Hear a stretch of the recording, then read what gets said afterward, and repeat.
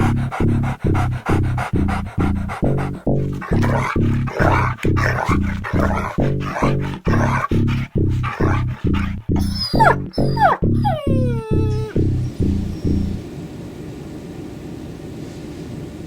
love her so much, and I'm scared out of my fucking mind.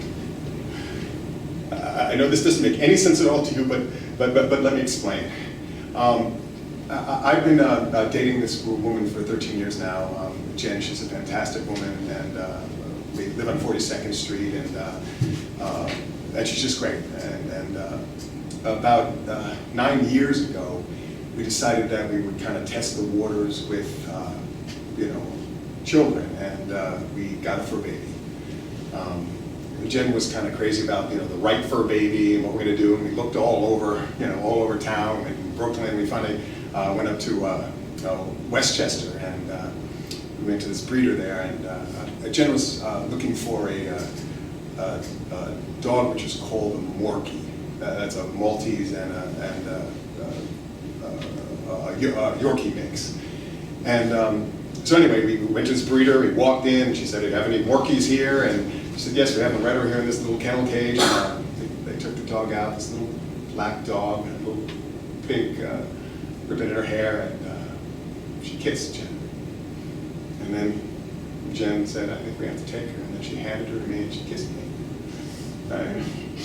It's funny, they say that pets often find their parents or their, they find you. You don't find them, and she definitely found us. So we had this beautiful little dog, and she sort of became the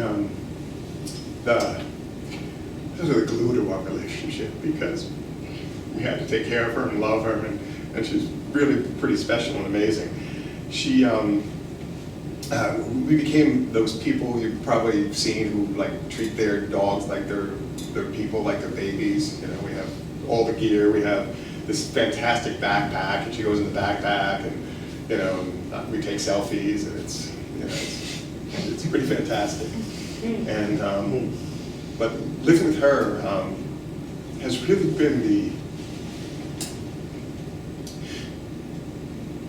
the cement of my life. Because the thing about dogs is that dogs are unconditional. They just unconditional love, and sometimes you don't get that from people, right? Because their moods and things happen. But with Roma, that's her name, Roma, it's always been unconditional love. So let me just explain what life is like with Roma. So I get up in the morning very early for work, and she usually sleeps in between Jen and I. And as soon as I get up, she goes to my pillow, and I put her under the blanket like a little person, and I kiss her on the head. And then I go out and I bathe, and I get ready to work, and then she'll come out into the second bedroom, and she'll roll on her back, and I'll rub her belly, and I'll give her kisses, and then I'll go get her a treat, and she'll sit there, and I'll feed her a treat, and it's just fantastic, just amazing morning ritual, and she does it every single day. Just forget me, every single day. And then when I come home from work, it's fantastic. She comes running in, with little things. Oh, let me show you a picture. She's the sweetest little thing I ever saw in my life.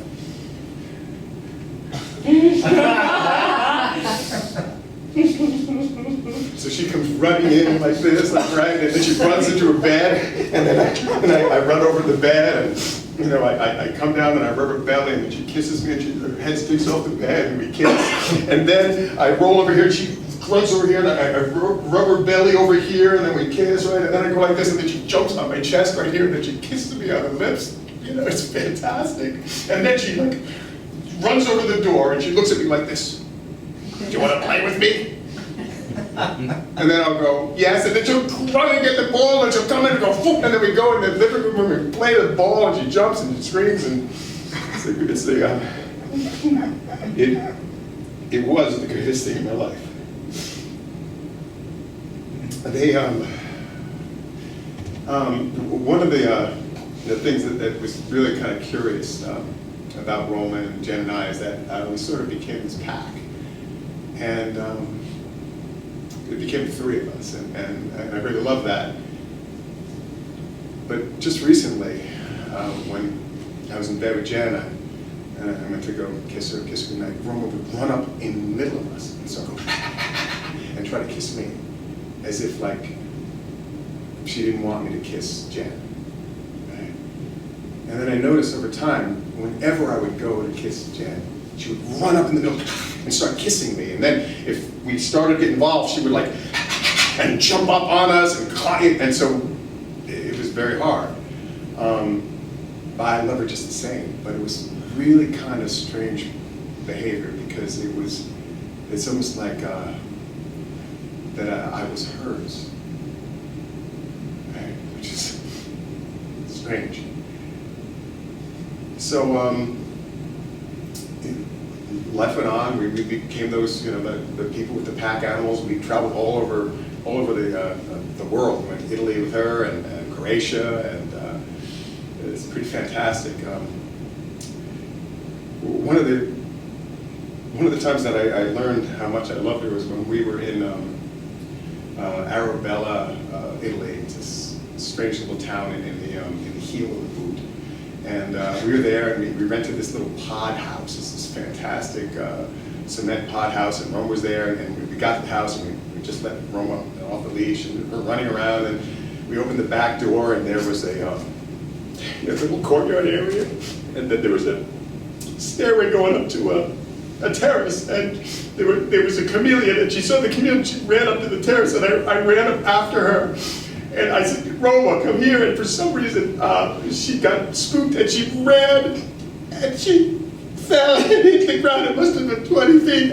And I was up at the top. Jen was screaming, and I ran down and picked her up, and she was unconscious in my hand. And so we got to go. So we ran out into the streets, and it's not really a tourist place, so nobody really knew English. And so I'm running through the streets, yelling, help, please, I'm getting married, help me, please, help. And I have this unconscious love of my fucking life in my hand. Finally, we found a taxi, and we got to the hospital. It was Ferragusta, which was it's like the July 4th here, so no veterinarians were open. So we got to a hospital, and Roma started to become conscious again, and they found a regular doctor, and they gave her a cortisone shot, and miraculously, it's like crazy miraculous. It was like she had superpowers. She was fine.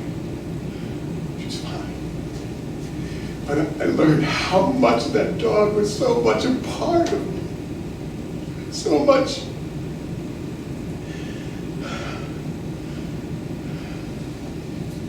Until about 2 days ago. I got up in the morning, as usual, and I went to my pillow, and I covered her up, and I kissed her on the head. And then I went back out, and I started doing what I was doing, and getting ready to go. And then she started to bark at me. She had never done that in 9 years. She started barking at me. And I quickly ran, and Jen's going, she's barking at me. I settled down, and I kissed her, but it was almost as if she didn't want to come out. She wanted to have me go in. Like she was too lazy to go out. Like the ritual had somehow changed. She decided that I was going to come to her, and she was not going to come to me. And Jen was like, what are you doing? Oh my God, the dog, you're upsetting everybody. I didn't do anything, So I left. Right? And it was just strange because that morning ritual that sort of grounded me was just different. And that afternoon when I came home, she came running, and I ran into the other room with her, and I got down the bed and I kissed her, and it was fantastic. And then she jumped up on top of me and started kissing me, and I had just a whole bunch of work I had to do, and I just said, Roma, I love you, but I gotta do some work today. And she stopped. And her lower lip just pulled out. she just growled at me for the first time in 9 years. And then she looked down at my neck, as if she was gonna bite my neck if I didn't play with her. So I took her and said, Roma, just stop, please stop. Just leave me alone. Just please go. You're freaking me out. Go. And then I did my work, and she seemed fine for the rest of the day. That night, I went to bed. All of a sudden, she has this stuffed animal, it's like an octopus, right? She pulls this octopus up on the bed and starts swinging in the bed, like to, I don't know, to get my attention. I have no idea, but swinging it, boom, and then throwing it at me. I said, please stop. And Jen's going, Roma, what are you doing? What are you doing, right? So she calmed down. And I finally got to sleep, but I just had this weird sense that she had somehow changed. And my little girl was not my little girl anymore. So I went to bed, sleep. And suddenly I woke up and she was right in front of my eyes, just staring at me. And I said, Roma, please. And then she did a little growl. I said, Roma, please. I closed my eyes and I just lay there. I didn't want to upset Jan. I didn't want anything to happen. So I just closed my eyes and I went back to sleep. A little while later, I woke up and she was lying on my neck, almost like to tell me that she could hurt me and that I was hers. So I lay there till 4:30 in the morning when I had to get up, feeling her breath on my ear here. And then I got up and I put her down in the thing. I put the thing around her and she looked up at me and she went. So I got up and I got myself together. She didn't come out. And I went to work. That day Jen had to go to the hairdresser, and so she wasn't home when I came home. And I was feeling kind of just really strange about coming from the room, like maybe that she was having brain problems or there's something really seriously wrong with her, and I just wanted my little baby. So I opened the door, and usually she comes running, and she didn't come running. And I said, Roma? No answer. I said, Roma? And there's like this whining sound, like she was in pain. This like terrible, like not even a dog will make this just sound of pain. And I ran down, and I heard it come from the bathroom. And I ran down, and I turned the corner, and I slipped on the octopus, and I fell and hit my head on the wall, and I didn't know what the fuck was going on. And then a woman was on my chest, and she was going.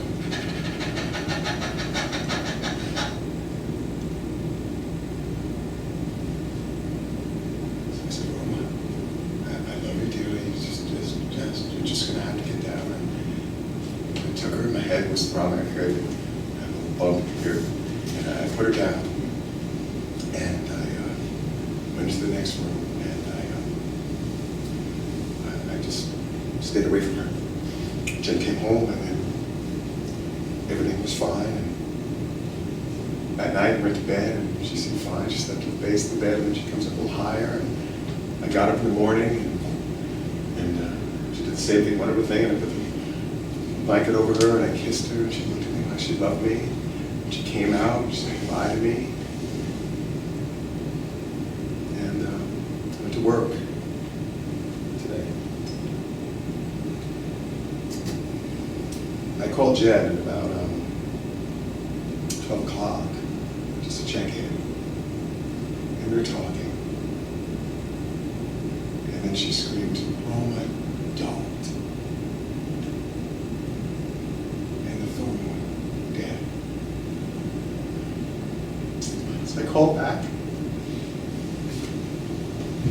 No response. I went to the apartment. I couldn't relate. Couldn't relate. So that's why I came here.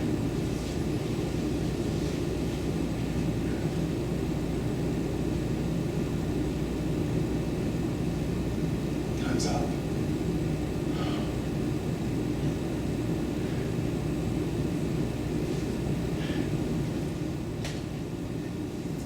There's a joke they say sometimes that you put your wife and your dog in a trunk of the car, leave them there for 2 hours, and you open it up, and who's happy to see you? I